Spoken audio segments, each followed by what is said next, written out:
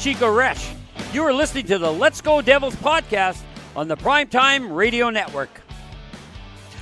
Happy Devils Thursday. Welcome to Game Day Live, presented by the Let's Go Devils Podcast Network and the Primetime Radio Studios, along with Calgary Brew. My name is Vinnie, Parise, and we are here with Shorts Guy. We are happy to get you set for New Jersey Devils hockey as they take on the Calgary Flames. Welcome to all fans watching on YouTube Live, Facebook Live, Twitter Live, and Twitch. Shorts Guy, the New Jersey Devils, they're looking to take a big game against the Calgary Flames. It's the demonic game, if you will. You got the Flames against the Devils. Metal, bro. What's up, dude? What's going on, man? Yeah, I after Tuesday night's surprise, which we gotta admit Tuesday night was a surprise with that victory. Just a little bit. Coming in tonight in Calgary, this was the one game I think on Sunday on the big show that I said they had to win. They had to win today and get these 2 points. They got to win Saturday even more. But these are absolutely 2 points that are obtainable if they play the game that they played on Tuesday, which we've seen that the Devils tend to play to their opponents. So they played up to Colorado on Tuesday. I hope they don't play down to Calgary tonight. But either way, how are you doing? Doing good. It's been a long time since we've been together on air. Kind of missed each other a little bit there. I know. It's been now including let's see, since we were last on air, which was the Tampa Bay game, including Tuesday night, it's now been 1, 2, 3, 4, 6, 7, 8, 9, 10, 11. This will be day 12 since the Devils last lost. I'll take that. I'll take it. I only have, including this show, then they play Carolina on Saturday. Mm-hmm. The Kraken on Monday. Yep. The Predators on Tuesday. So that's 4 more shows, including this one, until I do back-to-back shows with you guys in person in Newark, New Jersey. I am so excited to get out there with you guys. It is going to be a blast. Just for those of you who are wondering, you got to go to joinourcrew.com where you can get, I think there's a letter coming soon on where you're going to be able to hang out. And, parking lot M2. Marty, number 2, M2. That's just how I remember it. I don't think that's actually definitely not what it stands for. It probably stands for MetLife, but we're calling it Marty 2 because that's what we do as Devils fans. Marty's better. Kiss his rings. But yeah, I'm super stoked to get out there and meet everyone, try some Calgary Brew. The Let's Go Devils podcast network in its entirety of what it's become today has never been in the same room. I don't even think we've all been on the air at the same time, to be honest with you. We're all going to be hanging out together for the first time ever in person. It's going to be so great. I'm so excited. I think we were close to being on air at the same time when we did our playoff picks before round 1 last year. That was the closest we've come. And we even had the Hot Pod guys there live in person, or not in person, but live together on the same show. So it was as close to everyone as possible. I think a couple people were missing, but because I remember reading someone's picks. But yeah, it's going to be a good time. I'm excited for next week. I'll get to meet you in person for the first time, even though we've talked quite often, both on and off the air. So it's going to be fun. And yeah, it's 1, 2, 3, 4, including tonight. 3 more games after tonight, and then live and in person at American Whiskey next Thursday, which is going to be a lot of fun. So I still have to score my tickets for next Thursday. So I have to start doing that now that you've reminded me. Yeah. Literally, I talk to you, Nick Villano, and Sam Wu. If not every day, close to every day. You 3 specifically. Yeah. And, I even talk to Beer Baron and, interactions with Scotty more than like some of my family. So like, but you 3 in particular, I literally see like so much, like just as much as my intermediate family. And I love it, but I only met Sam once in person and I've yet to come into the same room as you guys. So I am literally so excited. It's going to be fun, but you know what? There's business to take care of. Look at the schedule here. Outside of the game against Carolina on Saturday, that's obviously a big one. But you got the Flames, the Predators, and the Kraken, not in that order. They are all either below the Devils or the Predators currently have 1 more point, but they've played 3 more games. So the Devils have a better points percentage than all 3 of those teams. These are games you have to win if you want to make it to the postseason. You have to beat the teams that are worse than you. I know it was great to beat Colorado, and they have some win against Vegas this season. They've beaten the Bruins. They're 1 out of 3 times, but they still beat them. They've beaten Pittsburgh, a team ahead of them in the standings. They've beaten the Islanders, a team ahead of them in the standings. That Ranger game was a heartbreaker, but they played well, and I think they're a different team than when they played them. These are games, though, against these Western Conference teams that you should be picking off one by one. They did it very well last year. You need to do it this year. It starts with Calgary tonight, and our golden boy, Jack Hughes, is back from injury. Hasn't played in 11 games. 1-5, January 5th against the Chicago Blackhawks. That's the last time he played. He's back tonight. What are you thinking? I'm excited to see him back. I was looking. I saw the lines were posted somewhere earlier. It almost looks like our team is back and almost ready to go. The defense is still a little scary, and but other than that, it looks like this may be forming to that Devils team that we were hoping to see all season, and tonight would be a good game to have Jack come back. Not to discount the Calgary Flames because they are still an NHL team. They're all still NHL players.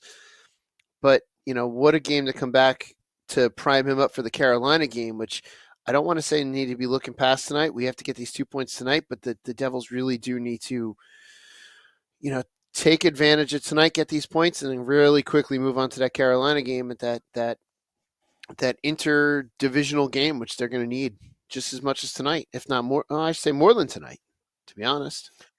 Absolutely. And Jack Hughes, for any player in the league that's played 30 or more games, is top 5 in points per game. He has 45 points in 32 games played. That is a 115-point pace over an 82-game schedule. He is quite literally one of the best players in the National Hockey League. I think, there are people, you got the Connor McDavids and then the Nathan McKinnons and Nikita Kucherov right now. People will argue for Austin Matthews because he stores a poop ton of goals. Obviously, David Pastrnak and Leon Draisaitl, all these guys are in the conversation. Jack Hughes is amongst them. And last year, I don't necessarily consider he's had some injuries, but I don't necessarily think he's like an injury-prone guy. And you know what? Even guys who are injury-prone could come out of it. Crosby missed 2 years. Basically, he was gone for 2 years, and he came back, and he's mostly played every game since. So, sometimes stuff like that happens while guys are building up their mature bodies and whatnot. Jack Hughes is 22 years old, and he's out there getting hit by, some of these beasts out there. I know it was a non-contact thing with his wrist. That's a little worrisome, but, I think he's going to be fine. He's going to recover from it. It's been a while. He probably, if it were the playoffs, would have played the last handful of games leading into the All-Star break. I think that's probably safe to say. And, they didn't rush him back. I'm happy about it. And here we go. Let's go. I think he makes everybody in the lineup better. Lindy Ruff did confirm that his practice line today of Alexander Holtz and Tyler Toffoli is not final for the game tonight. We'll learn whether or not that is going to actually be their line when they take warm-ups here in 15 minutes. But, regardless of who Jack Hughes plays with, I don't really think it matters. He's like one of those guys who drives offense so well that as long as it's an NHL player on his wing, they should be good to go. And then you push down Nico Hischier, who was brilliant in that game against the Colorado Avalanche. It's probably his best game of the season, in my opinion, or one of them. It brings so much to this lineup as a whole to insert a talent like that. Yeah, it's it's like making a big blockbuster trade that you don't have to make a trade when someone like this when someone like Jack comes back, and it's going to be a welcome sight to anyone and everyone that's there. So anyone that's listening, that's there or on the way to the game, if you're not already there, enjoy seeing Jack come back because this is something, that we've been waiting for, hoping for, and looking forward to since that game against Chicago when it was announced that he was out and he was hurt. So we will see what happens, but yeah, it's like getting someone back, and any of these injuries that we're going to get of these players coming back, it's like bringing someone in with trade without actually having to trade for them. So it's going to be good, and like you said, he's a marquee talent in the league, and I don't know about you, but it's still, for me, it's still odd to see the New Jersey Devils with a top tier talent like Jack Hughes with all of the years even in the glory years in the Devils in the 90s and the 2000s, we had Brodeur, and he was a top talent in the league, but it never felt like he was, like a Jack Hughes as far as the league was concerned. It's still strange. When we traded for Kovalchuk, it was strange to have that premier player on the New Jersey Devils. And to me, at least, it's still strange knowing that we have this premier talent, this league-wide premier talent on the New Jersey Devils. To me, it's just still odd, but maybe I'm just getting old. I think it's odd too. I think it's odd too because Elias was great. He deserves to be in the Hall of Fame. He was a winger. Mm-hmm. Zach Parise, he was elite for a handful of years there. Zach Parise, my all-time favorite player. I love the guy. I'm not like every other Devils fan. I get why people dislike him. He went to Minnesota. I enjoyed his time in Minnesota. I'm rooting for him with Colorado. Without him, I wouldn't be a Devils fan. So I look at it. I have a different perspective. That's fair. But he was never super elite offensively outside of a handful of years. I don't think he ever had 70 points with the Minnesota Wild. So, and Kovalchuk was a winger too, and he even never reached, there were a couple years where he was like teetering with the 40 goals, but he never won the Rocket Richard or was competing for a Hart Trophy as a winger. He did kind of cheat offensively a little bit. We know Jack Hughes, he can lead the team in takeaways, and I'm not saying he's going to go out there and win a Selke Trophy anytime soon, but there's just something different about him compared to the other star offensive players that the Devils have had. Honestly, it wouldn't shock me if 10 years from now the all-time leading scorers go Hughes, Elias, Hischier, or Hughes, Hischier, Elias. That's how awesome I think they are. And when you're a center, there's just something different about your impact on the game as opposed to a winger. Elias deserves a lot of credit. He was, when I think of wingers that could win the Selke Trophy, unlikely that we'll see it anytime soon, but wingers that could win the Selke, he was one of them. Marian Hossa, Mark Stone, really one of those type of guys too. Marner on the Toronto Maple Leafs, those are the type of guys. But when I think of Jack Hughes, it's just a different kind of game breaker. So I'm with you. It's unlike anything they've ever had. Yeah, and it's, what sucks is we had to suck real hard to get him, but it's great to know that we have him and get lucky. And get lucky. Yep. We had to suck. We had to get lucky, especially that year. Being that the Rangers were neck and neck for first overall pick, just like we were. But then to bring his brother in, to have Nico Hischier, who is such an incredible talent that I think goes under the radar around the league. We know what he does.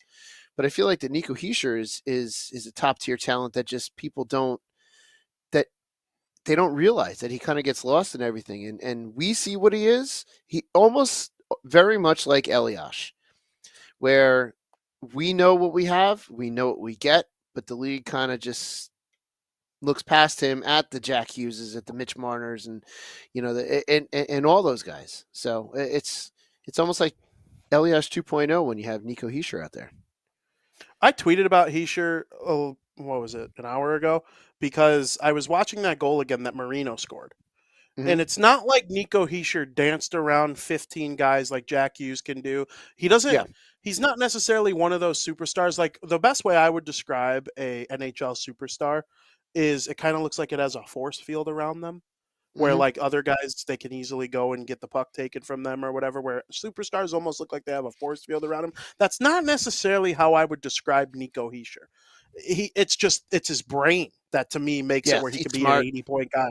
And first off, he made the breakout pass that led to Marino coming in on the rush. And then when the puck found him again from a play by Bratt, it was just a little one tap to Marino, where I feel like some guys would just receive the puck and rifle it on net or miss it wide or hang on to it too long and then pass it to Marino. No, it was just such a little, it was almost like Pavel Datsyukian type of little touch pass to Marino, where it's like, that was magical, but it's not going to be on a highlight reel because he didn't dink and dunk or anything like that. It was just so subtle, just this little, here's Marino in the slot wide open. Let me just tap it right to him, and it's going to be right in his wheelhouse, and he's going to be able to score on one of the best teams in the NHL. I love his game. I think he's one of the most underrated players in the NHL. I can't call him the most underrated player because the Avalanche sent 3 players to the All-Star game, and Mikko Rantanen was not one of them. So it's hard for me to call anybody but him the most underrated player in the NHL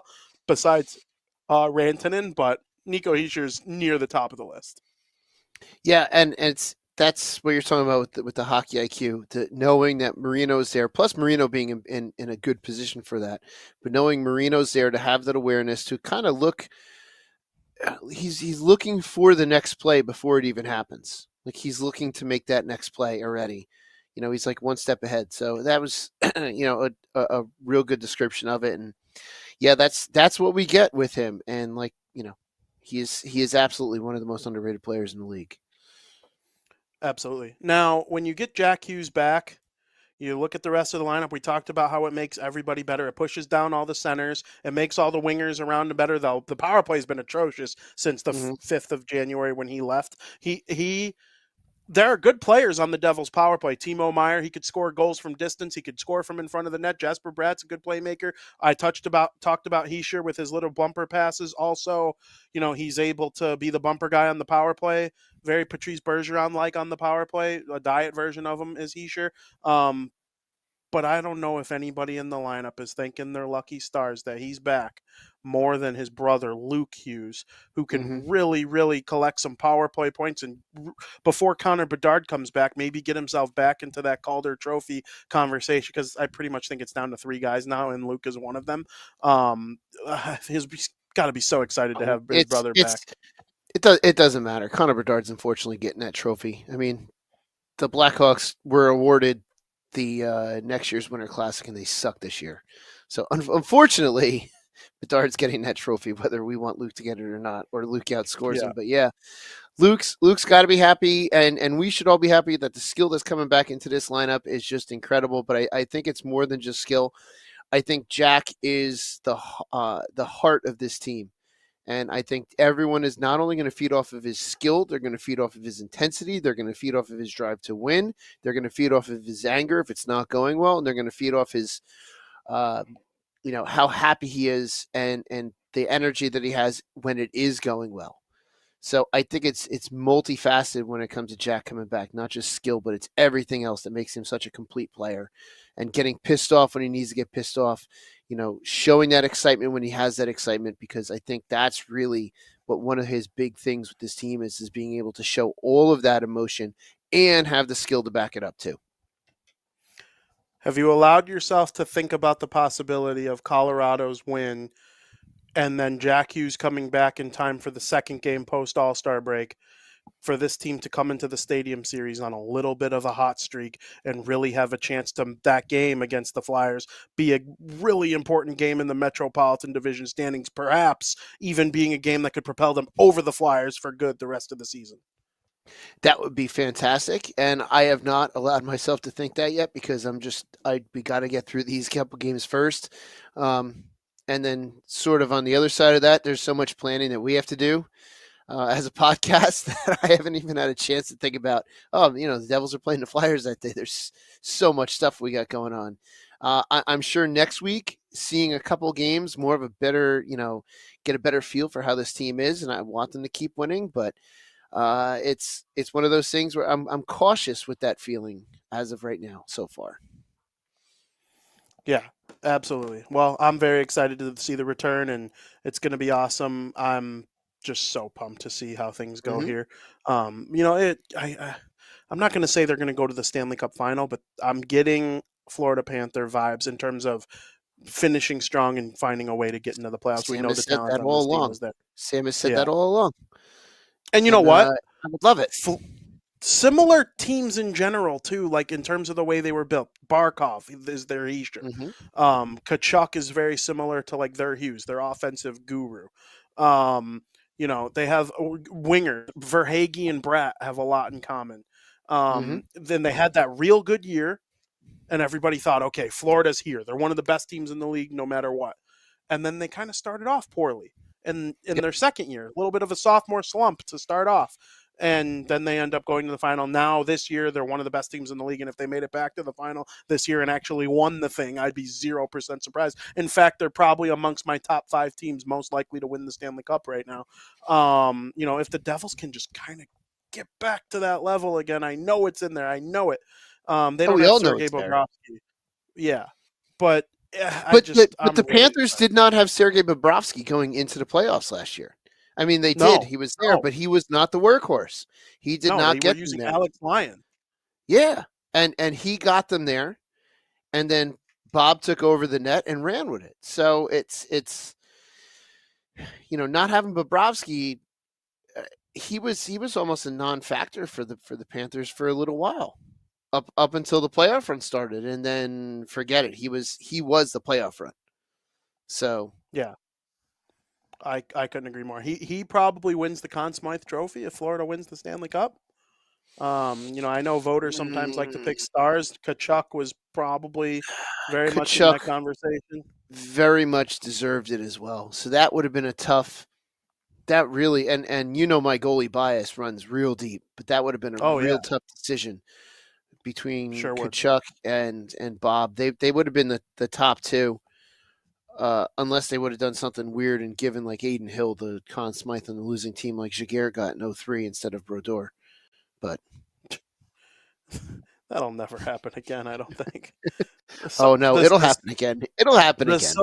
The social media backlash that the league would receive, I think, would be insurmountable. Like, I honestly think they'd have to disband the whole league and start from scratch. Oh my gosh. And I felt bad for Jaguar. I felt bad for Jaguar. He accepted that trophy with the worst look on his face, and I get it. Losing in a game 7 like that is miserable. But man, he wanted nothing to do with that trophy. Like, I gotta imagine, like, he took it just like, here, just I can appreciate this later after I get over this loss. Yeah. Just the fact that the Conn Smythe Trophy didn't travel with the Devils all summer long is one of the funniest things to think about. But I know. Shorts guy, it's time for us to get to our predictions. I encourage everybody in the chat to throw your predictions in the chat right now, and we will start with you making your prediction for tonight's game against the Flames.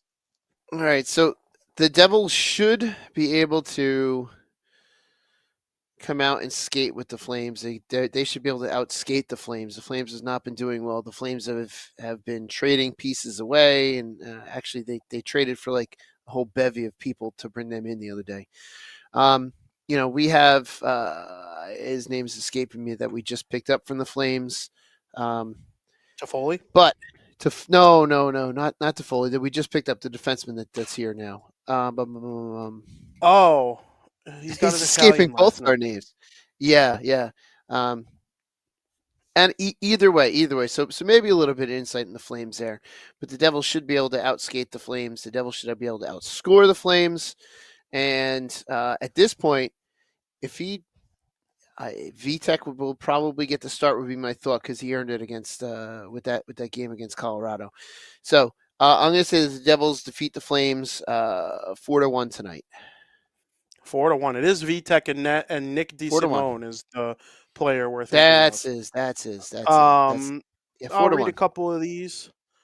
Yeah, 4-1's a really good prediction. Selecta says 4-2. Max says 5-2. Ramona says 5-1. Steve Engel says 5-3.